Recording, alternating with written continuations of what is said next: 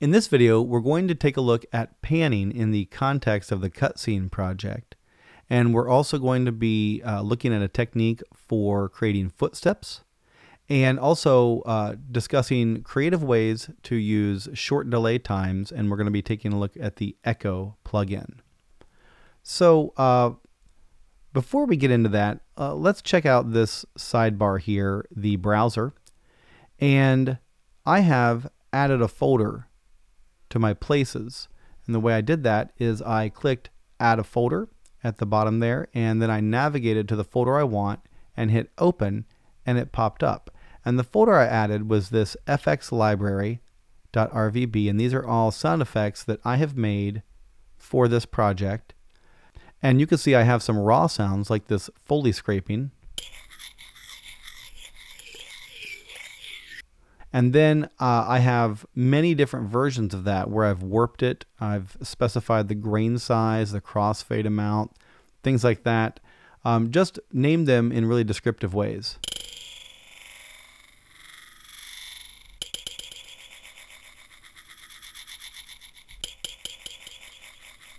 So all of those sounds came from this one initial Foley scraping recording. So now that I have that folder in place, I can use it to drag sound effects right into my session. I can preview those effects in the browser. It's pretty handy. Now I've already dragged in this sound effect I'm going to use with this spinning blade thing in my cutscene. So let's watch this with no sound first.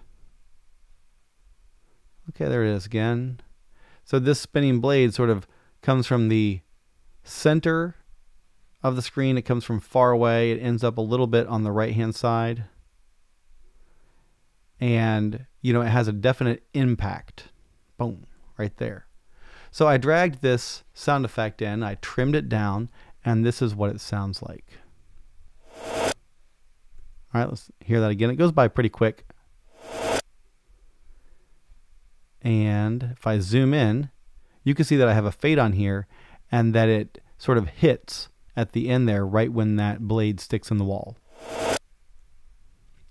Now, I have some automation built into this, and if I view my automation by clicking the automation icon, you'll see that the red lines pop up, and if I click on Mixer, I can choose Show Automated Parameters Only, and then it shows me these red lights here on track panning, and you can see I'm going from pretty much the center, just 4 ticks to the left hand side, up to 34 to the right. So it's not a whole lot. It's not hard left and hard right.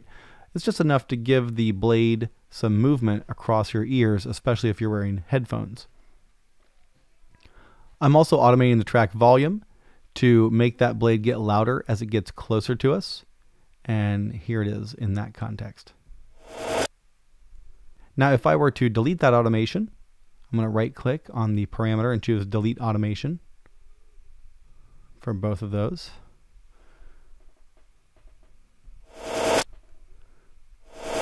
You know, it still sounds okay, but if I put it back,